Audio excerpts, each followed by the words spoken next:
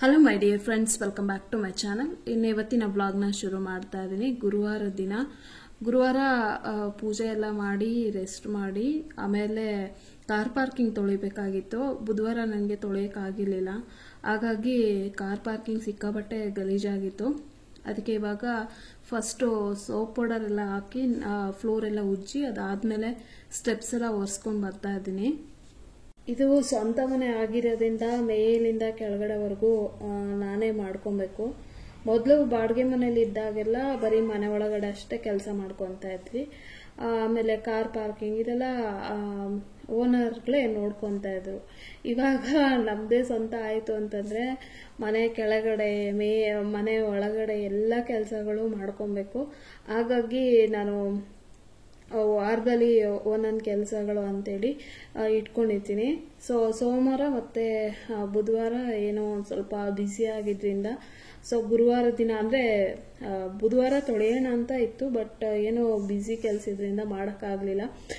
Car ಬೇರೆ ಇರಲಿಲ್ಲ. ಇನ್ನು ಇವತ್ತು ತೊಳೆದ್ಬಿಡೋಣ ಬರ್ತಾರೆ ಇವರು ಅಂತ ಅಂದ್ಬಿಟ್ಟು ಸಂಜೆ ಹಂಗೆ ನಾನು ಬೆಳಗ್ಗೆ ಪೂಜೆ ಎಲ್ಲ ಮುಗಿಸಿ ಆಮೇಲೆ ರೆಸ್ಟ್ ಮಾಡಿ ಮಧ್ಯಾಹ್ನ ಊಟ ಮಾಡಿ ಸಂಜೆ ಒಂದು 4 ಗಂಟೆಗೆ ಹೋಗಿ ನಾನು ತೊಳೆಯಕ್ಕೆ ಸ್ಟಾರ್ಟ್ ಮಾಡಿದೆ.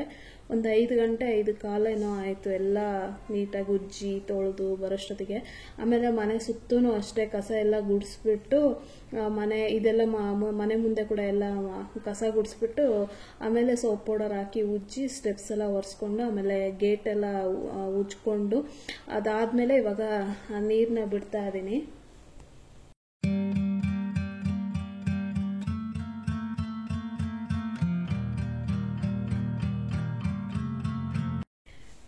ಇವರು ರವೀಶ್ ಮತ್ತು ರಮ್ಯಾ ಎಲ್ಲ ಚಪ್ಪಲ್ಲ ತಗೊಂಡು ಮನೆ ಮುಂದೆ ಬಿಟ್ಕೊಂಡಿದ್ದಾರೆ. ನಾನು ಕೆಲವೊಂದು ಅವ್ರಿಗೆ ಸಜೆಷನ್ ಕೊಡ್ಬೋದು, ಬಟ್ ಇವಾಗ ಸೋಷಿಯಲ್ ಮೀಡಿಯಾದಲ್ಲಿ ಎಲ್ಲ ಸಿಗುತ್ತೆ. ಒಬ್ರು ಹೇಳೋ ಅಂತ ನೆಸೆಸಿಟಿ ಏನಿಲ್ಲ. ಸುಮ್ಮನೆ ಅಡ್ವೈಸ್ ಮಾಡಿದ್ರೆ ಬೇಜಾರು ಮಾಡ್ಕೊತಾರೇನೋ ಅಂತ ಅಂದ್ಬಿಟ್ಟು ನಾನು ಏನೂ ಹೇಳಕ್ ಹೋಗಲ್ಲ. ಹೊಸ್ಲು ಅದೆಲ್ಲ ಒರೆಸ್ಕೊಳ್ಳಲ್ಲ ಅವರು. ಧೂಳೆಲ್ಲ ಹಂಗೆ ಇದ್ರು ಸುಮ್ಮನೆ ಇರ್ತಾರೆ. ಮತ್ತು ಮನೆ ಮುಂದೆ ಎಲ್ಲ ಎಷ್ಟೊಂದು ಇದು ಶೂ ಸ್ಟ್ಯಾಂಡ್ ಇದ್ರೂ ಕೂಡ ಅದ್ರೊಳಗಡೆ ಬಿಡಲ್ಲ. ಮನೆ ಮುಂದೆ ಫುಲ್ಲು ಬಿಟ್ಕೊತಾರೆ. ಅಂದರೆ ನೀಟಾಗೆ ಆರ್ಗನೈಸೇಷನ್ ಆಗಿ ಬಿಟ್ಟಿರ್ತಾರೆ, ಬಟ್ ತುಂಬ ಬಿಟ್ಟಿರ್ತಾರೆ. ಹೇಳಿದ್ರೆ ತಗೊಂಡೋಗಿ ಶೂ ಸ್ಟ್ಯಾಂಡಲ್ಲಿ ಇರ್ತಾರೆ. ಅಂದರೆ ನಾನು ಕಸ ಗುಡಿಸ್ತೀನಿ ತೊಳಿತೀನಿ ಅಂದರೆ ಬಿಡ್ತಾರೆ, ಇಲ್ಲ ಅಂದರೆ ಎಲ್ಲ ಮನೆ ಮುಂದೆ ಬಿಟ್ಕೊಂಡಿರ್ತಾರೆ. ಬೇಸಿಗೆಗಾಲದಲ್ಲಂತೂ ಗೇಟ್ ತೊಳೆಯೋಕ್ಕೆ ಹೋಗ್ತಾ ಇರಲಿಲ್ಲ. ಒಂದು ಕಡೆ ಉಜ್ಜಿರ್ತೀನಿ, ಒಂದು ಕಡೆ ಒಣಗೋಗ್ಬಿಡ್ತಾ ಇತ್ತು. ಅದು ಬೆಳ್ಳಗೆ ಹಂಗೆ ಕಾಣಿಸ್ತಾ ಇತ್ತು. ಈ ಟಾಯ್ಲೆಟ್ಸ್ ಕ್ಲೀನ್ ಮಾಡೋದು ಮತ್ತು ಈ ಕಾರ್ ಪಾರ್ಕಿಂಗ್ ಕ್ಲೀನ್ ಮಾಡೋದು ಮತ್ತು ಮನೆ ಒರೆಸೋದು ಸಮ್ಮರಲ್ಲಿ ತುಂಬ ಅಂದರೆ ತುಂಬಾ ಕಷ್ಟ. ಸೆಕೆ ಆಗ್ತಾ ಇರುತ್ತೆ, ಉಸಿರುಗಟ್ಟಂಗೆ ಆಗುತ್ತೆ ಅಲ್ವಾ. ಹಾಗಾಗಿ ಜಾಸ್ತಿ ನಾನು ಗೇಟ್ನ ತೊಳೆಯೋಕ್ಕೆ ಹೋಗ್ತಾ ಇರಲಿಲ್ಲ. ಇವಾಗ ಮಳೆ ಸೀಸನ್ ಆಗಿದೆಯಲ್ವಾ, ಉಜ್ಜಿದ್ರು ಕೂಡ ಇನ್ನೂ ಆರಿರಲ್ಲ. ಉಜ್ಜಿಬಿಟ್ಟು ನೀಟಾಗೆಲ್ಲ ತೊಳೆದು ಆಮೇಲೆ ಮೇಲ್ಗಡೆ ಬಂದೆ. ನಾನು ಮೇಲ್ಗಡೆ ಬರೋಷ್ಟೊತ್ತಿಗೆ 5:15 ಆಗಿತ್ತು. ಹಂಗೆ ಸ್ನಾನ ಮಾಡ್ಕೊಂಡು ಬಂದೆ. ಸ್ವಲ್ಪ ಬಟ್ಟೆನೂ ಒದ್ದೆ ಆಗಿತ್ತು, ಮತ್ತು ರಾಯರ ಮಠಕ್ಕೆ ಹೋಗ್ಬೇಕಾಗಿತ್ತು, ಮತ್ತು ಮನೆಯಲ್ಲಿ ದೀಪ ಹಚ್ಬೇಕಾಗಿತ್ತು. ಹಾಗಾಗಿ ಸ್ನಾನ ಮಾಡ್ಕೊಂಡ್ಬಂದು ಇವಾಗ ಹೊಸ್ಲಿಗೆ ನೀರೆಲ್ಲ ಹಾಕ್ಬಿಟ್ಟು ಇವಾಗ ದೀಪ ಹಚ್ಚಿ ಪೂಜೆ ಮಾಡೋಣ ಅಂತೇಳಿ ಬಂದಿದ್ದೀನಿ. ಒಂಥರ 2 ಸಲ ಸ್ನಾನ ಮಾಡಿ ಪೂಜೆ ಮಾಡಿದ್ದು ಚೆನ್ನಾಗಿ ಅನಿಸ್ತು. ಇಲ್ಲ ಅಂದಿದ್ರೆ ಅಲ್ಲಿ ಕ್ಲೀನ್ ಮಾಡಿ ಬಂದಿದ್ನಲ್ವಾ, ಅಲ್ಲಿ ಗೇಟ್ ಹತ್ರ ಎಲ್ಲ ತೊಳೆಯುವಾಗ ಕೆಲವೊಂದು ನಾಯಿಗಳು ಬಂದು ಗೇಟ್ ಹತ್ರ ಎಲ್ಲ ಟಾಯ್ಲೆಟ್ ಎಲ್ಲ ಮಾಡಿರುತ್ತೆ. ಹಾಗಾಗಿ ಸ್ನಾನ ಮಾಡ್ಕೊಂಡು ಹೋಗೋಣ ಇದು ರಾಯರ ಮಠಕ್ಕೆ ಅಂತ ಅಂದ್ಬಿಟ್ಟು, ಮತ್ತು ನಾನು ಮನೇಲೂ ಕೂಡ ದೀಪ ಹಚ್ಬೇಕಲ್ಲ ಅಂತ ಅಂದ್ಬಿಟ್ಟು ಸ್ನಾನ ಮಾಡ್ಕೊಂಡು ಬಂದು ಇವಾಗ ತುಳಸಿ ಬೃಂದಾವನದ ಮುಂದೆ ದೀಪ ಮತ್ತು ದೇವ್ರ ಮನೆಯಲ್ಲೂ ಕೂಡ ದೀಪ ಹಚ್ತಾ ಇದ್ದೀನಿ. ಗುರುವಾರ ಬೆಳಗ್ಗೆ ನಾನು ಪೂಜೆ ಮಾಡಿದಾಗ ಏನಾಯಿತು ಅಂತಂದರೆ, ರಾಯರಿಗೆ ಮಾವಿನ ಹಣ್ಣಿನ ಶೀಕರಣೆ ಮಾಡಿ ಇಟ್ಟಿದ್ದೆ ನೈವೇದ್ಯಕ್ಕೆ. ರಾಯರಿಗೆ ಮಾವಿನ ಹಣ್ಣಿನ ಶೀಕರಣೆ ಮತ್ತು ಕಲ್ ಸಕ್ಕರೆ, ಅಯ್ಯಗ್ರೀವ, ಹೋಳಿಗೆ ಅಂತಂದರೆ ತುಂಬಾ ಇಷ್ಟ. ನಾನಿವತ್ತು ಮಾವಿನ ಹಣ್ಣಿನ ಶೀಕರಣೆ ಮಾಡಿ ಇಟ್ಟಿದ್ದೆ.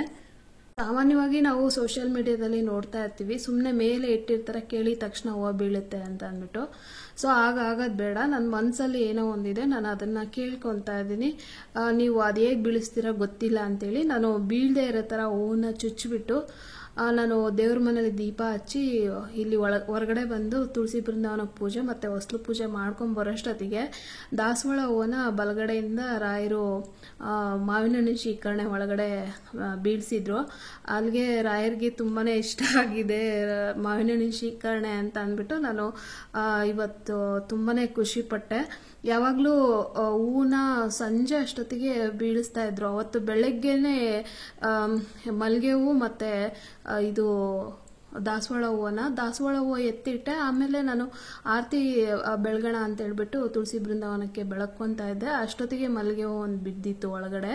ಸೊ ತುಂಬ ಖುಷಿ ಆಯಿತು. ಗುರುವಾರದ ದಿನ ರಾಯರಿಗೆ ಪೂಜೆ ಇಷ್ಟ ಆಗಿದೆ, ನೈವೇದ್ಯ ಇಷ್ಟ ಆಗಿದೆ ಅಂತ ಅಂದ್ಬಿಟ್ಟು. ಇನ್ನು ಶುಕ್ರವಾರ ದಿನ ಬ್ಲಾಗ್ ಮಾಡಕ್ ಹೋಗ್ಲಿಲ್ಲ, ಯಾಕೆಂದ್ರೆ ಕೆಲಸ ಗುರುವಾರ ದಿನ ಕಾರ್ ಪಾರ್ಕಿಂಗ್ ತೊಳೆದು ಮತ್ತೆ ಬೇಗ ಎದ್ದಿದ್ದು ಮತ್ತೆ ಅದೆಲ್ಲ ಟಯರ್ಡ್ ಇದ್ದಿದ್ರಿಂದ ಶುಕ್ರವಾರ ಬ್ಲಾಗ್ ಮಾಡಕ್ ಹೋಗ್ಲಿಲ್ಲ. ಇನ್ನು ಶನಿವಾರ ದಿನ ಸಾಯಂಕಾಲ ಪೂಜೆ ಎಲ್ಲ ಮಾಡಿ ಕೂತಿದ್ದೆ. ಅಷ್ಟೊತ್ತಿಗೆ ಯಜಮಾನ್ರು ಆಫೀಸಿಂದ ಬಂದರು. ಯಾವಾಗಲೂ ಮನೇಲೇ ಇರ್ತೀರಾ, ಒಂದು ಸ್ವಲ್ಪ ಹೊರಗಡೆ ಹೋಗೋಣ ಬನ್ನಿ, ಏನಾದ್ರು ಮಕ್ಳಿಗೂ ತಿನ್ಸ್ಕೊಂಡು ಬರೋಣ ಅಂತೇಳಿ ಇಲ್ಲೇ ನಮ್ಮ ಮನೆ ಹತ್ರನೇ ಹೋದ್ವಿ. ಸೊ ಹೋಗ್ಬಿಟ್ಟು ಪನ್ನೀರ್ ಟಿಕ್ಕಾ, ನಾನು ನನ್ನ ಮಗ ಪನ್ನೀರ್ ಟಿಕ್ಕಾ ತೊಗೊಂಡಿದ್ವಿ, ಮತ್ತು ಮಗಳು ಪನ್ನೀರ್ ಮೊಮೋಸ್ ತೊಗೊಂಡಿದ್ರು. ಆಮೇಲೆ ಆಲೂಗಡ್ಡೆದ ಅದು ರಿಂಗ್ಸ್ ಬರುತ್ತಲ್ವಾ, ಸೊ ಅದು ತೊಗೊಂಡು ತಿನ್ಕೊಂಡು ಮನೆಗೆ ಬಂದ್ವಿ. ಸೊ ಆಮೇಲೆ ಬ್ಲಾಗೇನು ಕಂಟಿನ್ಯೂ ಮಾಡಲಿಲ್ಲ. ಇನ್ನು ಭಾನುವಾರ ದಿನ ಬೆಳಗ್ಗೆ ಟಿಫನ್ಗೆ ನಾನಿಲ್ಲಿ ಮ್ಯಾಗಿ ಮಾಡಿದ್ದೀನಿ. ಸೊ ತುಂಬ ದಿನ ಆಗಿತ್ತು, ಆಗಲೇ ನಾನು 3 months ಆಗಿತ್ತು. ಇತ್ತೀಚೆಗೆ ಇವಾಗ ಮ್ಯಾಗಿ ತರ್ತಾ ಇಲ್ಲ. ಮ್ಯಾಗಿಯಲ್ಲಿ ಅದೇ ಏನು ವ್ಯಾಕ್ಸ್ ಕೋಟಿಂಗ್ ಇರುತ್ತಲ್ವ, ಸುಮಾರು 6 ತಿಂಗಳು ಬೇಕಾಗುತ್ತೆ ಅದು ಇದಾಗೋದಕ್ಕೆ ಅಂತ ಹೇಳ್ತಾರೆ. ಆರೋಗ್ಯಕ್ಕೆ ಒಳ್ಳೇದಲ್ಲ ಅಂತ ಅಂದ್ಬಿಟ್ಟು ತುಂಬ ಕಡಿಮೆ ಮಾಡಿದ್ದೀನಿ ನಾನು ಇವಾಗ. ಸೊ ಒಂದು 3 months ಆಗಿತ್ತು. ನಮ್ಮ ಯಜಮಾನ್ರಿಗೆ ಇದು ಮ್ಯಾಗಿ ತಿನ್ನಬೇಕು ಅಂತ ಹೇಳ್ತಾ ಇದ್ರು. ಅದಕ್ಕೆ ತಗೊಂಬಂದ್ಬಿಟ್ಟು ಭಾನುವಾರ ದಿನ ಟಿಫನ್ಗೆ ನಾನು ಮಾಡಿದ್ದೆ. ಆಮೇಲೆ ಮಧ್ಯಾಹ್ನ ಊಟಕ್ಕೆ ಇಲ್ಲಿ ಕೋಪ್ತಾ ಕರಿ ಮತ್ತು ಚಪಾತಿ ಮಾಡ್ತಾ ಇದ್ದೀನಿ. ಸೊ ಸದ್ಯಕ್ಕೆ ನಮಗೆ ಇದೆ ಏನೋ ಕೈಮಾ ಉಂಡೆ. ಸೊ ವೆಜ್ಜಲ್ಲೇ ನಾನ್ ವೆಜ್ ಅಂತ ಅಂದ್ಕೊಂಡು ತಿನ್ನಬೇಕು ಅಂತ ಅಂದ್ಬಿಟ್ಟು ಸೋರೆಕಾಯಿ ಕೋಪ್ತಾ ಕರಿ ಮಾಡಿಬಿಟ್ಟು ಚಪಾತಿ ಮಾಡ್ತಾ ಇದ್ದೀನಿ ಮಧ್ಯಾಹ್ನ ಊಟಕ್ಕೆ.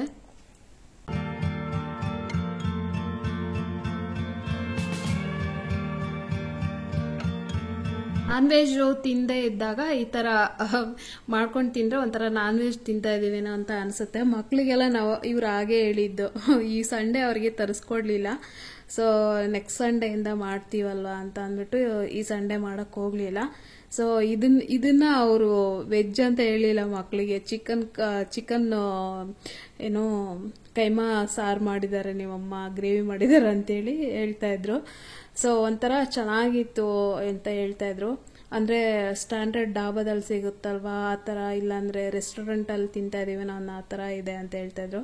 ಇದು ರೆಸ್ಟೋರೆಂಟ್ ಸ್ಟೈಲೇ ಅಂತೇಳಿ ಹೇಳಿದೆ ನಾನು. ಚೆನ್ನಾಗಿದೆ ಅಂತ ಹೇಳ್ತಾ ಇದ್ರು. ಚೆನ್ನಾಗಿತ್ತು. ಕೋಪ್ತಾ ಏನು ಸೋರೆಕಾಯಿ ಇದೆಯಲ್ಲ ಅದು ಸಖತ್ತು ಟೇಸ್ಟ್ ಇತ್ತು. ಗ್ರೇವಿ ಕೂಡ ತುಂಬ ಚೆನ್ನಾಗಿತ್ತು. ಸೊ ಇವಾಗ ರೆಡಿ ಆಯಿತು, ಎಲ್ರಿಗೂ ಸರ್ವ್ ಮಾಡಿಕೊಡ್ತಾ ಇದ್ದೀನಿ. 2:30 ಆಗೋಗ್ಬಿಟ್ಟಿತ್ತು ಮಧ್ಯಾಹ್ನ ಇದೆಲ್ಲ ಮುಗಿಸೋಷ್ಟೊತ್ತಿಗೆ. ಅಡುಗೆ ಅನ್ನ ಮತ್ತು ಚಪಾತಿ ಕೋಪ್ತಾ ಕರಿ ಇದೆಲ್ಲ ಮಾಡಿ ಅವ್ರಿಗೆ ಊಟಕ್ಕೆಲ್ಲ ಕೊಟ್ಟು ಆಮೇಲೆ ಲಾಸ್ಟಿಗೆ ನಾನು ಊಟಕ್ಕೆ ಇಟ್ಕೊತಾ ಇದ್ದೀನಿ. ರೆಸ್ಟೋರೆಂಟಲ್ಲಿ ನಾವು ಈ ಮೆನು ಏನಾದ್ರು ಆರ್ಡ್ರ್ ಮಾಡಿದಾಗ ಈ ಸೌತೆಕಾಯಿ ಕ್ಯಾರೆಟ್ ಎಲ್ಲ ಕೊಡ್ತಾರಲ್ವ, ಅದೇ ರೀತಿಯಾಗಿ ಸ್ವಲ್ಪ ಕ್ಯಾರೆಟು ಸೌತೆಕಾಯಿ ಈರುಳ್ಳಿ ಎಲ್ಲನೂ ಹೆಚ್ಕೊಂಡಿದ್ದೆ. ಆದಷ್ಟು ನಾವು ಒಂದು 40+ ಆದಾಗ ಸ್ವಲ್ಪ ಕ್ಯಾರೆಟು ಮೊಟ್ಟೆ ಜಾಸ್ತಿ ತಿನ್ನೋದ್ರಿಂದ ಏನೋ ದೃಷ್ಟಿ ಕಣ್ಣಿಗೆ ಒಳ್ಳೆ ಬಲ ಸಿಗುತ್ತೆ. ಸ್ವಲ್ಪ ಕಣ್ಣುಗಳು ವೀಕ್ ಆಗ್ತಾ ಇರುತ್ತೆ. ಹಾಗಾಗಿ ಕ್ಯಾರೆಟು ಮತ್ತು ಎಗ್ಗು ವಾರದಲ್ಲಿ 1-2-3 ಸಲ ಎಗ್ಗು, ಪ್ರತಿನಿತ್ಯ ಕ್ಯಾರೆಟು ತಿಂತ ಬಂದರೆ ದೃಷ್ಟಿ ತುಂಬ ಚೆನ್ನಾಗಿರುತ್ತೆ. ಇನ್ನು ರಾತ್ರಿಗೆ ಊಟಕ್ಕೆ ನಾನು ಬೆಂಡೆಕಾಯ್ದು ಒಂದು ಹೊಸ ರೆಸಿಪಿ ಮಾಡಿದ್ದೆ. ಇನ್ನು ಚಪಾತಿ ಇಟ್ಟಿತ್ತು, ಮತ್ತೊಂದು ಸ್ವಲ್ಪ ಕೋಪ್ತಾ ಕರಿ ಗ್ರೇವಿನೂ ಇತ್ತು. ಅದ್ರ ಜೊತೆಗೆ ನಾನು ಇದು ಬೆಂಡೆಕಾಯಿ ಚಟ್ನಿ ಮಾಡಿ ರೈಸ್ ಮಾಡಿ ಊಟ ಮಾಡಿ ಪಾತ್ರೆ ಎಲ್ಲ ತೊಳೆದು ಗ್ಯಾಸ್ ಕೌಂಟರ್ ಟಾಪ್ ಎಲ್ಲ ಕ್ಲೀನ್ ಮಾಡಿ ನಾನು ಇದು ಮೊಳಕೆ ಕಟ್ಟಿದ್ದು ಹೆಸರು ಕಾಳು ಇತ್ತು. ಅದ್ರ ಜೊತೆಗೆ ಒಂದು ಸ್ವಲ್ಪ ರೈಸ್ ನೆನೆಸಿದ್ದೆ. ಇದು ಹೆಸರು ಕಾಳು ನೀರು ದೋಸೆ ಮಾಡಿದ್ದೆ ಸೋಮವಾರ ದಿನ ಬೆಳಗ್ಗೆ ಟಿಫನ್ಗೆ. ಚಟ್ನಿ ಅಂತೂ ತುಂಬ ಯಮ್ಮಿಯಾಗಿತ್ತು. ಲಾಸ್ಟ್ ಟೈಮ್ ಕೂಡ ತೋರಿಸಿದ್ದೀನಿ ನಾನು ಹೇಗೆ ಮಾಡಿದ್ದೀನಿ ಚಟ್ನಿ ಅಂತ ಅಂದ್ಬಿಟ್ಟು. ಆ ಚಟ್ನಿ ಹುರ್ಗಡ್ಲೆ ಮತ್ತು ಕಾಯಿ, ಈ ಚಟ್ನಿ ಮತ್ತು ಇದು ಹೆಸರುಕಾಳು ನೀರು ದೋಸೆ ಮಾಡಿದ್ದೀನಿ. ಈ ಹೆಸರುಕಾಳು ನೀರು ದೋಸೆನ ಒಂದು ಚೌಟು ಹಾಕ್ಬಿಟ್ಟು ಹರಡ್ತೀನಿ. ಒಂಥರ ನೀರು ದೋಸೆ ಥರನೇ ತೆಳುವಾಗಿ ಬರುತ್ತೆ. ಒಂಥರ ಈ ಪೆಸರಟ್ಟು ಅವೆಲ್ಲ ಒಂದು ಸ್ವಲ್ಪ ಇದು ಗಟ್ಟಿ ಅಂತ ಬರುತ್ತಲ್ವ. ಸೊ ಅದಕ್ಕಿಂತ ಸ್ವಲ್ಪ ತೆಳುವಾಗಿ ನೀರು ದೋಸೆ ಹೇಗಿರುತ್ತೋ ಅದೇ ರೀತಿಯಾಗಿ ತೆಳುವಾಗಿ ಒಂದೇ ಚೌಟ ಹಾಕ್ಬಿಟ್ಟು ನೀಟಾಗಿ ತೆಳುವಾಗಿ ಹರಡ್ಕೊತೀನಿ. ಸೊ ಬಾಯಲ್ಲಿಟ್ರೆ ಹಂಗೆ ಬೆಣ್ಣೆ ಥರ ಕರಗೋಗುತ್ತೆ ದೋಸೆ ಅಂತೂ. ಒಂದು ಸ್ವಲ್ಪ ಮೊಳಕೆ ಬಂದಿರೋದಂದರೆ ಇನ್ನೇನು ಮೊಳಕೆ ಸ್ಟಾರ್ಟ್ ಆಗ್ತಾ ಇದೆ ಅನ್ನುವಾಗ ನಾನು ರುಬ್ಕೊಂಡಿದ್ದೀನಿ. ಸೊ ಒಂಥರ ಆರೋಗ್ಯ ಕೂಡ ಚೆನ್ನಾಗಿರುತ್ತಲ್ವಾ. ಸೊ ಹಿಂದಿನ ದಿನ ಚಪಾತಿ ತಿಂದಿದ್ವಿ, ಹೀಟಾಗಿತ್ತು ಅಂತೇಳಿ ನಾನು ಸೋಮವಾರ ಬೆಳಗ್ಗೆ ಟಿಫನ್ಗೆ ಇದನ್ನು ಮಾಡಿದೆ.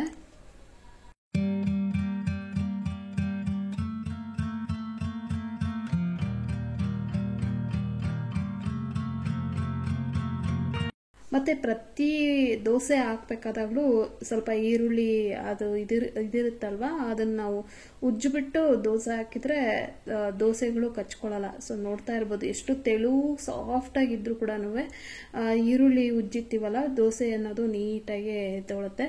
ಸೊ ಇವಾಗ ನಮ್ಮ ಯಜಮಾನ್ರಿಗೆ ಹಾಕ್ಕೊಡ್ತಾ ಇದ್ದೀನಿ ಟಿಫನು, ಚಟ್ನಿ ಮತ್ತು ಹೆಸರುಕಾಳು ನೀರು ದೋಸೆನ.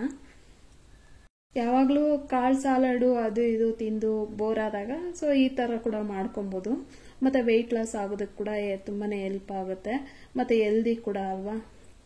ಮಕ್ಕಳಿಗೆ ಲಂಚ್ ಬಾಕ್ಸು ಕೂಡ ನಾನು ಸ್ವಲ್ಪ ದೋಸೆ ಮಾಡಿ ಆರಿಸ್ಬಿಟ್ಟು ಹಾಕ್ತೀನಿ. ಬಿಸಿದು ಹಾಕಿ ಮುಚ್ಚಿದೀವಿ ಅಂತಂದರೆ ನೀರು ಕಿತ್ಕೊಂಡು ದೋಸೆ ಎಲ್ಲ ಒಂಥರ ಟೇಸ್ಟೇ ಇಲ್ದಂಗೆ ಆಗೋಗ್ಬಿಡುತ್ತೆ, ಉಪ್ಪು ಖಾರ ಎಲ್ಲ ಕಳ್ಕೊಬಿಡುತ್ತೆ. ಹಾಗಾಗಿ ದೋಸೆ ಮಾಡಿ ಒಂದು ಪ್ಲೇಟ್ಗೆ ಹಾಕಿ ತಣ್ಣಗಾದ್ಮೇಲೆ ಬಾಕ್ಸಿಗೆ ಕಟ್ತೀನಿ. ಸೊ ನಾನಿವಾಗ ಹಾಕ್ಕೊಂಡಿದ್ದೀನಿ ಚಟ್ನಿ ಒಟ್ಟಿಗೆ. ಎಷ್ಟು ಚೆನ್ನಾಗಿತ್ತು ಗೊತ್ತಾ, ಬಾಯಲ್ಲಿಟ್ರೆ ಹಂಗೆ ಕರ್ಗೋಗ್ತಾ ಇತ್ತು. ಎಲ್ಲೋ ಆಂಧ್ರದಲ್ಲಿ ಹೋಟೆಲಲ್ಲಿ ತಿಂತಾ ಇದೀವಿ ಅನ್ನೋ ಥರ ಇತ್ತು ನಂಗಂತೂ. ಇನ್ನೂ ಟಿಫನ್ ಎಲ್ಲ ತಿನ್ಕೊಂಡು ಸೊ ಮನೆ ಕಸ ಗುಡಿಸ್ಕೊಂಡಿರ್ಲಿಲ್ಲ, ಸ್ವಲ್ಪ ಲೇಟಾಗಿ ಎದ್ದಿದ್ದೆ. ಸೋಮವಾರ ದಿನ ಕ್ಲೀನಿಂಗ್ ಕೆಲಸಗಳಿರುತ್ತಲ್ಲ, ಪೂಜೆ ಮಾಡೋದಿರಲ್ಲ ನನಗೆ, ಬರೀ ಕ್ಲೀನಿಂಗ್ ಕೆಲಸಗಳು ಮಾಡ್ಕೋಬೇಕು. ಹಾಗಾಗಿ ಮೇಲ್ಗಡೆ ಕಸ ಗುಡಿಸ್ಕೊಂಡಿರಲಿಲ್ಲ ಇನ್ನು. ಅದಕ್ಕೆ ಈ ಮಾಮೂಲಿ ಇವಾಗ ಕಸ ಗುಡಿಸೋ ಪರ್ಕೆ ಇದೆ ಅಲ್ವಾ, ಅದು ಕಸನೇ ಸರಿಯಾಗಿ ಬರೋದಿಲ್ಲ, ಯಾಕೋ ಗೊತ್ತಿಲ್ಲ. ಒಂಥರ ಬೇಸಿಗೆನಲ್ಲಿ ಒಂಥರ ಡ್ರೈ ಆಗೋಗ್ಬಿಟ್ಟಿತ್ತು ಆ ಪರ್ಕೆ. ಮತ್ತು ಅಗಲ ಇದೆಯಲ್ಲ, ಏನು ಪಾರ್ಟಿಷನ್ ಥರ ಆಗೋಗುತ್ತೆ, ಅದು ಕಸನೇ ನೀಟಾಗಿ ಬರೋದೇ ಇಲ್ಲ. ಅದಕ್ಕೆ ಒಂದು 2 ಪರ್ಕೆ ಹೊಸದು ತೊಗೊಂಬಂದಿದ್ದೆ ಮೊನ್ನೆ ಗ್ರಾಸರಿಗೆ ಹೋದಾಗ. 1-2 ಪರ್ಕೆ ಮತ್ತು ಮಾಪು ಇದೆಲ್ಲ ತೊಗೊಂಬಂದಿದ್ದೆ. ಮಾಪು ಮತ್ತು 1 ಪರ್ಕೆ ಊರಿಗೆ ತೊಗೊಂಡೋಗೋಣ, ಇನ್ನೊಂದು ಪರ್ಕೆ ಇಲ್ಲಿ ಮನೆಯಲ್ಲಿ ಕಸ ಗುಡ್ಸೋಕ್ಕೆ ಬೇಕು ಅಂತೇಳಿ 2 ಪರ್ಕೆ ಮತ್ತು 1 ಮಾಪ್ನ ತೊಗೊಂಬಂದಿದ್ದೆ. ಪರ್ಕೆನ ಇವಾಗ ಮಂಕಿ 555 ಅವರು ಹೊಸದಾಗಿ ಬಿಟ್ಟಿದ್ದಾರೆ. ಮೊದಲೆಲ್ಲ ಈ ಥರ ವಯರಿಂದ ಲಾಕ್ ಮಾಡ್ತಾ ಇರಲಿಲ್ಲ. ಸೊ ಇವಾಗ ಹೊಸದಾಗಿ ವಯರಿಂದ ಲಾಕ್ ಮಾಡಿದ್ದಾರೆ, ಮತ್ತು ತಂತಿಯಿಂದ ಕೂಡ ಲಾಕ್ ಮಾಡಿದ್ದಾರೆ. ಮೊದಲೆಲ್ಲ ನಾವು ಎಲ್ಪ್ಗೆ ತಗೊಂಡಿದ್ವಲ್ಲ, ಸೊ 1-2 ತಿಂಗಳಿಗೇನೆ ಪರ್ಕೆ ಗುಡಿಸ್ತೀನಿ ಅಂತ ಅಲ್ಲಿಗೆ ಇಲ್ಲಿಗೆ ಇದು ಏನಾದರೂ ಕೆಳಗಡೆ ಸೋಫಾ ಅದು ಇದಕ್ಕೆ ಹಿಂಗೆ ಟಚ್ ಮಾಡಿ ಎಷ್ಟೊಂದು ಪರ್ಕೆನ ಒಂದು 6-15 ದಿನಕ್ಕೆ ಡಸ್ಟ್ಬಿನ್ಗೆ ಹಾಕಿ ಸಣ್ಣಕ್ಕೆ ಮಾಡ್ತಾಯಿದ್ರು. ಸೊ ಇವಾಗ ನಾನು ಅನ್ಕೊತಾ ಇದ್ದೆ, ಈ ಎಲ್ಪ್ಗೆ ತಗೊತೀವಲ್ಲ ಅಂಥವರಿಗೆಲ್ಲ ಇದು ತುಂಬಾ ಚೆನ್ನಾಗಿರುತ್ತೆ ಅಂತ ಅಂದ್ಬಿಟ್ಟು. ಸೊ ಇವಾಗ ಪರ್ಕೆ ಎಲ್ಲ ಕಿತ್ತೋಗೋಕ್ಕೆ ಚಾನ್ಸೇ ಇಲ್ಲ, ಯಾಕೆಂದರೆ ಅದು ವಯರಿಂದ ಲಾಕ್ ಮಾಡಿದ್ದಾರೆ ಮತ್ತು ತಂತಿಯಿಂದ ಕೂಡ ಲಾಕ್ ಮಾಡಿದ್ದಾರೆ. ಸೊ ಏನಿಲ್ಲ ಅಂದರೂ ಅವ್ರಿಗೆ ಒಂದು 6 ತಿಂಗಳಂತೂ ಬರುತ್ತೆ. ನಮ್ಮಂಥವ್ರಿಗಾದರೆ ನಾನು ಒಂದು ಪರ್ಕೆನ ತಗೊಂಡ್ರೆ ಸುಮಾರು 1 ವರ್ಷದವರೆಗೂ ಗುಡಿಸ್ತೀನಿ, ಆದರೆ ಅವರು ಒಂದು 6 ತಿಂಗಳು ಗುಡಿಸ್ತಾರೇನೋ ಅಂತ ಅಂದ್ಕೊತೀನಿ. ಮಾಮೂಲಿ ಪರ್ಕೆ ಆದರೆ ಅವ್ರಿಗೆ 2 ತಿಂಗಳೂ ಬರಲ್ಲ. ಅಂದರೆ ಅಲ್ಗು ಇಲ್ಗು ಎಲ್ಲ ತೂರಿಸಿ ಎಲ್ಲ ಕಡ್ಡಿ ಎಲ್ಲ ಮುರಿದಾಕಿ ಡಸ್ಟ್ಬಿನ್ಗೆ ಹಾಕ್ಬಿಡ್ತಾರೆ. ನಾನು ಎಷ್ಟು ದಿನ ಇದರಲ್ಲಿ ಕಸ ಗುಡಿಸ್ತೀನಿ ಅಂತ ನೋಡಬೇಕು. ಸೊ ನನಗೆ ಈ ಸಲ ಪೊರ್ಕೆ ಅದೊಂದು ಸ್ವಲ್ಪ ಪಾರ್ಟಿಷನ್ ಆಗಿ ಕಸ ಸರಿಯಾಗಿ ಬರ್ತಾನೆ ಇಲ್ಲ ಗುಡಿಸೋದಕ್ಕೆ. ಅದಕ್ಕೆ ಅದನ್ನ ಕೆಳಗಡೆ ಕಾರ್ ಪಾರ್ಕಿಂಗ್ ಇಟ್ಕೊಂಡ್ಬಿಟ್ಟು ಇದ್ರಲ್ಲಿ ಗುಡಿಸೋಣ ಅಂತೇಳಿ ತಗೊಂಡಿದ್ದೀನಿ. ನಾನು ಇದು ಡಸ್ಟ್ ಫ್ರೀ ಇರುತ್ತೆ ಅಂತೇಳಿ ಈ ಪೊರ್ಕೆನ ತಗೊಂಡು ಬಂದಿದ್ದೀನಿ. ಡಸ್ಟ್ ಫ್ರೀ ಅಂದರೆ ಕಂಪ್ಲೀಟಾಗಿ ಏನಿರಲ್ಲ, ಒಂದು ಸ್ವಲ್ಪ ಇರುತ್ತೆ, 1-2 ದಿನ ಗುಡಿಸ್ಬಿಟ್ರೆ ಹೋಗುತ್ತೆ. ಇನ್ನು ಮಧ್ಯಾಹ್ನ ನಾನು ಇದು ಬದನೆಕಾಯಿ ಸಾಂಬಾರು ಮಾಡಿ ರೈಸ್ ಮಾಡಿದೆ. ಮತ್ತು ಇನ್ನೂ ಬೆಳಗ್ಗೆ ಹೆಸರುಕಾಳು ನೀರು ದೋಸೆ ಇತ್ತಲ್ವಾ, ಒಂದೆರಡು ಮೂರು ದೋಸೆ ಆಯಿತು. ದೋಸೆ ಕೂಡ ಹಾಕಿ ಮಧ್ಯಾಹ್ನ ಊಟ ಮಾಡಿ ಸ್ವಲ್ಪ ಹೊತ್ತು ರೆಸ್ಟ್ ಮಾಡಿ ಆಮೇಲೆ ಸ್ನಾನ ಮಾಡಿಬಿಟ್ಟು ನಾನಿಲ್ಲಿ ಇದು ಯುಟಿಲಿಟಿ ಡೀಪ್ ಕ್ಲೀನಿಂಗ್ ಮಾಡೋಣ ಅಂತೇಳಿ ಮಾಡ್ತಾ ಇದ್ದೀನಿ. ಈ ಕಿಚನಲ್ಲಿ ಹೇಗೆ ಗಲೀಜು ಆಗ್ತಾ ಇರುತ್ತೋ ಹಾಗೆ ಯುಟಿಲಿಟಿಯಲ್ಲೂ ಕೂಡ ಗಲೀಜು ಆಗ್ತಾ ಇರುತ್ತೆ. ಇಲ್ಲಿ ಪಾತ್ರೆ ಎಲ್ಲ ತೊಳಿತಾ ಇರ್ತೀವಿ, ಸಣ್ಣ ಹುಳ ಏನಾದ್ರು ಇತ್ತಂದ್ರೆ ಹೋಗಿ ಕೂತ್ಕೊಂಡು ಗೋಡೆಗಳ ಮೇಲೆಲ್ಲ ಗಲೀಜು ಆಗ್ತಾ ಇರುತ್ತೆ. ಮತ್ತು ನಾವು ಕಿಚನ್ ಬಟ್ಟೆಗಳು, ಡೋರ್ ಮ್ಯಾಟ್ಸ್ಗಳು ಎಲ್ಲ ಇಡ್ತಾ ಇರ್ತೀವಲ್ಲ, ಆ ಕಡೆ ಈ ಕಡೆ ಆಗ್ತಾ ಇರುತ್ತೆ. ಹಾಗಾಗಿ ಇವತ್ತು ಕ್ಲೀನ್ ಮಾಡ್ಕೊಂಡ್ಬಿಡೋಣ, ಸ್ವಲ್ಪ ಗಲೀಜಾಗಿತ್ತು ಅಂತೇಳಿ ಮಾಡ್ಕೊತಾ ಇದ್ದೀನಿ. ಮನೆಯಲ್ಲಿ ಪ್ರತಿಯೊಂದು ಪ್ಲೇಸನ್ನು ನೀಟಾಗಿ ಇಟ್ಕೊಂಡಿರ್ಬೇಕು, ಆವಾಗಲೇ ನಮ್ಮ ಯಜಮಾನ್ರು ಕೂಡ ಇಷ್ಟ ಆಗೋದು. ಸೊ ಅವರಿಂದನೇ ನಾನು ಇನ್ಸ್ಪೈರ್ ಆಗಿರೋದು. ನಾನು ಮೊದಲೆಲ್ಲ ಇಷ್ಟೊಂದು ಕ್ಲೀನಿಂಗ್ ಎಲ್ಲ ನಾನು ಇದಿರ್ತಿರಲಿಲ್ಲ. ಮಕ್ಕಳು ಚಿಕ್ಕವರಿದ್ದಾಗಿಂದನೂ ಅವರು ಮನೆ ಗಲೀಜು ಮಾಡಿದ್ರೆ ಬೈತಾಯಿದ್ರು, ಮತ್ತು ಜಾಸ್ತಿ ಗಲಾಟೆ ಮಾಡಿದ್ರು ಬೈತಾಯಿದ್ರು. ಹಾಗಾಗಿ ಮನೆ ನೀಟಾಗಿರಬೇಕು, ಸೈಲೆಂಟಾಗಿರಬೇಕು, ನಯ ವಿನಯದಿಂದ ಇರಬೇಕು ಅಂತ ಹೇಳ್ತಾ ಇರ್ತಾರೆ. ಸೊ ಹಾಗಾಗಿ ಅವರಿಂದ ನಮಗೆ ಈ ಶಿಸ್ತು ಬಂದಿದ್ದು. ಇನ್ನು ಕೆಲವ್ರು ಹೇಳ್ತಾ ಇರ್ತೀರಾ, ಅಜ್ಜಿ ಹತ್ರ ಬೆಳೆದು ನೀವು ಒಳ್ಳೆ ಶಿಸ್ತನ್ನ ಕಲ್ತಿದ್ದೀರಾ ಅಕ್ಕ ಅಂತ ಹೇಳ್ಬಿಟ್ಟು. ಅಜ್ಜಿಯಿಂದನೂ 50% ಶಿಸ್ತನ್ನ ಕಲ್ತಿದ್ದೀವಿ. ಹಾಗೆ ನಮ್ಮ ಯಜಮಾನ್ರಿಂದನೂ ನಾನು 50%, 60% ಅವರಿಂದ ಶಿಸ್ತು ಕಲ್ತಿದ್ದೀನಿ ಅಂತ ಹೇಳ್ಬೋದು ನಮ್ಮ ಯಜಮಾನ್ರಿಂದ. ಅವರಿಗೆ ನಾನು ಮೊನ್ನೆ ರೀಸೆಂಟಾಗಿ ಕೇಳ್ತಾ ಇದ್ದೆ, ಹೆಂಗೆ ಬಂತು ನಿಮಗೆ ಈ ಶಿಸ್ತು ಅಂತ ಅಂದ್ಬಿಟ್ಟು. ಅವರೊಂದಷ್ಟು ಎಲ್ಲ ಹೇಳಿದ್ರು, ಹೆಂಗೆ ಬಂತು ನನಗೆ ಶಿಸ್ತು ಅಂತ ಅಂದ್ಬಿಟ್ಟು. ನಾನು ಆ ವಾರ್ಡ್ರೋಬ್ಸ್ ಎಲ್ಲ ಅಲ್ಲಿ ಯುಟಿಲಿಟಿಯಲ್ಲೆಲ್ಲ ಒರೆಸಿದ್ದೆ, ಅದೆಲ್ಲ ಹಾರ್ಕೊಂಡು ಅಷ್ಟೊತ್ತಿಗೆ ಗ್ರಾಸರಿ ಎಲ್ಲ ಎತ್ತಿಟ್ಬಿಡೋಣ ಅಂತ ಅಂದ್ಬಿಟ್ಟು ನಮ್ಮ ದೊಡ್ಡಪ್ಪನ ಮಗಳು ಕಾಲ್ ಮಾಡಿದ್ಲು. ಅವ್ರ ಜೊತೆ ಮಾತಾಡ್ಕೊಂತ ಎಲ್ಲ ಗ್ರಾಸರಿ ಎಲ್ಲ ಜೋಡಿಸ್ಕೊಂಡೆ. ಇವಾಗ ತೊಗೊಂಡೋಗ್ಬಿಟ್ಟು ಎಲ್ಲಿರ್ತೀವ ಅಲ್ಲಿ ಜೋಡಿಸ್ಕೊಳ್ಳೋಣ ಅಂತೇಳಿ ತೊಗೊಂಡೋದೆ. ನೆಕ್ಸ್ಟ್ ಇಲ್ಲಿ ಎಲ್ಲ ಒಣಗಿತ್ತು, ಇವಾಗ ಎಲ್ಲ ಆರ್ಗನೈಸೇಷನ್ ಮಾಡ್ಕೊಳ್ಳೋಣ ಅಂತೇಳಿ ಮಾಡ್ಕೊತಾ ಇದ್ದೀನಿ. ಈ ಡೋರ್ ಮ್ಯಾಟ್ಸ್ ಎಲ್ಲ, ಈ ಡೋರ್ ಮ್ಯಾಟ್ಸು ವಿಶಾಲ್ ಮಾರ್ಟಲ್ಲಿ ತಂದು ಸುಮಾರು ಒಂದು 5 ವರ್ಷ ಏನೋ ಆಯಿತು, ಯೂಸೇ ಮಾಡ್ತಾ ಇಲ್ಲ.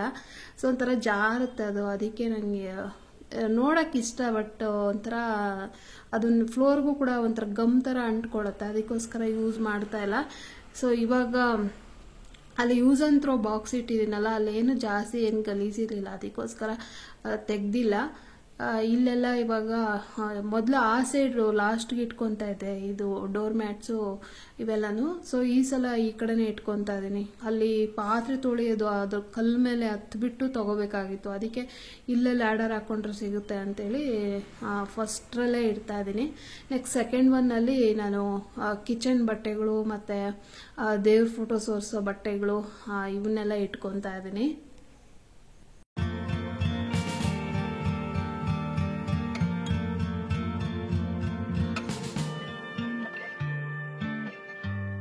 ಆಲ್ಮೋಸ್ಟು ಎಲ್ಲ ಕ್ಲೀನ್ ಮಾಡೋಷ್ಟೊತ್ತಿಗೆ ಒಂದು 6 ಗಂಟೆ ಆಗೋಯ್ತು. ಸೊ 6:15 ಆಗೋಯ್ತು. ಹಾಗಾಗಿ ಮತ್ತೆ ನಾನು ವಿಡಿಯೋ ಏನು ಶೂಟ್ ಮಾಡ್ಕೊಳ್ಳಿಲ್ಲ. ನೆಕ್ಸ್ಟ್ ಡೇ ನಾನು ವಿಡಿಯೋ ಶೂಟ್ ಮಾಡಿಕೊಂಡೆ, ಹೇಗೆ ಕ್ಲೀನ್ ಮಾಡಿದ್ದೆ ಅಂತೇಳಿ. ಒಂದು 10 ಗಂಟೆ ಹಂಗೆ ಬಿಸಿಲೆಲ್ಲ ಬರುತ್ತಲ್ವ, ಆವಾಗ ಈ ರೂಮ್ ನೋಡೋದಕ್ಕೆ ಅಂದರೆ ಏನೋ ಬೆಳಕು ಚೆನ್ನಾಗಿರುತ್ತೆ ನೋಡೋದಕ್ಕೆ ಅಂತೇಳಿ ಶೂಟ್ ಮಾಡಿಕೊಂಡೆ. ಇಲ್ಲಿ ಯುಟಿಲಿಟಿಯಲ್ಲಿ ಸ್ವಲ್ಪ ಲೈಟು ಅಷ್ಟೊಂದು ಇದಿಲ್ಲ, ಬೆಳಕು ಜಾಸ್ತಿ ಇಲ್ಲ, ಅದಕ್ಕೋಸ್ಕರ ರಾತ್ರಿ ಹೊತ್ತು ಶೂಟ್ ಮಾಡ್ಕೊಳ್ಳಿಲ್ಲ. ಇನ್ನು ನಾನು ಇದೆಲ್ಲ ಗೋಡೆ ಎಲ್ಲ ಒರೆಸಿದ್ದಾದ್ಮೇಲೆ ಇಲ್ಲಿ ಲ್ಯಾಡರ್ನ ಇಟ್ಕೊತೀನಿ. ಸೊ ಈ ಪ್ಲಗ್ ಪಾಯಿಂಟ್ ಮಾಡಿಸಿದೀವಲ್ಲ, ಅಲ್ಲಿ ಡಿಶ್ ವಾಷರ್ ಇಟ್ಕೊಳ್ಳೋಕ್ಕೆ ಅಂತೇಳಿ ಮಾಡಿಸ್ಕೊಂಡಿದ್ದೆ, ಆದರೆ ಡಿಶ್ ವಾಷರ್ ತೊಗೊಂಡೇ ಇಲ್ಲ, ನೋಡಬೇಕು ಮುಂದಕ್ಕೆ. ಸೊ ಅದೇ ಇಲ್ಲಿ ಕುತ್ಕೊಂಡು ಪಾತ್ರೆ ತೊಳೆಯೋಕ್ಕೆ ಕೆಳಗಡೆ, ಮತ್ತು ಒಂದು ಪಾರ್ಟಿಷನ್ನು ಕುತ್ಕೊಂಡು ತೊಳೆಯೋಕ್ಕೆ, ಇನ್ನೊಂದು ಪಾರ್ಟಿಷನ್ನು ಡಿಶ್ ವಾಷರ್ ಇಟ್ಕೊಳ್ಳೋಕ್ಕೆ, ಮತ್ತು ಇನ್ನೊಂದು ನಿಂತ್ಕೊಂಡು ಪಾತ್ರೆ ತೊಳೆಯೋಕ್ಕೆ ಅಂತೇಳಿ ಮಾಡಿಸ್ಕೊಂಡಿರೋದು. ಪಾತ್ರೆಗಳು ಜಾಸ್ತಿ ಇದ್ದರೆ ಇಲ್ಲೇ ಆರಾಮಾಗಿ ತೊಳ್ಕೊಬೋದು ಅಂತೇಳಿ. ಸೊ ಇಷ್ಟು ದೊಡ್ಡ ರೂಮನ್ನ ಮಾಡಿಸ್ಕೊಂಡಿರೋದು. ಸೊ ಇದಿಷ್ಟು ನಾನು ಏನು ಯುಟಿಲಿಟಿನ ಡೀಪ್ ಕ್ಲೀನಿಂಗ್ ಮಾಡ್ಕೊಂಡಿದ್ದು. ಸೊ ಮಾಡಿಕೊಂಡು ನೋಡೋದಕ್ಕೆ ಒಂಥರ ಖುಷಿ ಅಲ್ವಾ, ಏನಾದರೂ ಮನೆಯಲ್ಲಿ ಕ್ಲೀನ್ ಆದಾಗ.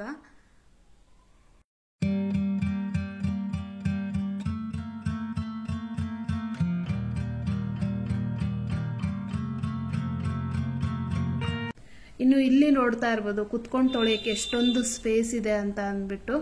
ಸೊ ಇಲ್ಲೊಂದು ಬಕೆಟು ಮತ್ತು ಒಂದು ಅದು ಸಿಟ್ಟಿಂಗ್ ಟೇಬಲ್ ಇಟ್ಟಿದ್ದೀನಿ, ಅದ್ರ ಮೇಲೆ ಹತ್ಬಿಟ್ಟು ಏನಾದರೂ ತೊಗೊಳಕ್ಕೆ ಆಗುತ್ತೆ ಅಂತ, ಮತ್ತು ಡಸ್ಟ್ಬಿನ್ 2. ಸೊ ಈ ಕಡೆ ಕವರ್ಗಳೆಲ್ಲ ಇಟ್ಕೊಂಡಿದ್ದೀನಲ್ಲ, ಅಲ್ಲಿ ಬ್ಯಾಗುಗಳು ಕೂಡ ಇರ್ತಿತ್ತು. ಬ್ಯಾಗುಗಳು ಊರಿಗೆಲ್ಲ ಹೋದಾಗ ಬ್ಯಾಗೇ ಇರೋದಿಲ್ಲ, ಹಾಗಾಗಿ ಎಲ್ಲ ಎತ್ಕೊಂಡು ಹೋಗ್ಬಿಟ್ಟು ಕಾರ್ ಡಿಕ್ಕಿಯಲ್ಲಿ ಇಟ್ಟು ಬಂದ್ಬಿಟ್ಟೆ. ಇನ್ನು ಉಳಿದಿರೋ ಏನು ಕವರ್ಸ್ಗಳೆಲ್ಲ ಅಷ್ಟೇ ಇಟ್ಕೊಂಡಿದ್ದೀನಿ. ಇನ್ನು ಇಲ್ಲಿ ಲ್ಯಾಡರ್ ಹತ್ರ ಒಂದು ಬ್ಯಾಗ್ ತಗಲಾಕೊಂಡಿದ್ದೀನಿ, ವೇಸ್ಟ್ ಕವರ್ಗಳು ಏನಾದ್ರು ಬೇಕಂದಾಗ ತೊಗೊಳಕ್ಕೆ ಅಂತ ಅಂದ್ಬಿಟ್ಟು. ಇನ್ನು ಕಿಚನ್ ಬಟ್ಟೆ ಒಂದು 2 ಒಣಗಾಕಿದ್ದೀನಿ, ಮತ್ತು ಕಡ್ಡಿ ಪರ್ಕೆ ಇಟ್ಕೊಂಡಿದ್ದೀನಿ, ಮತ್ತು ಮನೆ ಕಸ ಗುಡ್ಸೋ ಪರ್ಕೆ ಮತ್ತು ಮರ ಅಲ್ಲಿ ಇಡ್ತೀನಿ. ಇವತ್ತಿನ ಬ್ಲಾಗ್ ಇಲ್ಲಿಗೆ ಎಂಡ್ ಮಾಡೋ ಟೈಮ್ ಬಂತು. ಇವತ್ತಿನ ಬ್ಲಾಗ್ ನಿಮ್ಗೆ ಏನಾದರೂ ಸ್ವಲ್ಪನಾದರೂ ಇಷ್ಟ ಆಗಿದ್ರೆ please like, share, comment and subscribe to my channel. Thank you for watching my video. Next ಹೊಸ ಬ್ಲಾಗಲ್ಲಿ ಸಿಗ್ತೀನಿ. ಅಲ್ಲಿವರೆಗೂ ಬಾಯ್.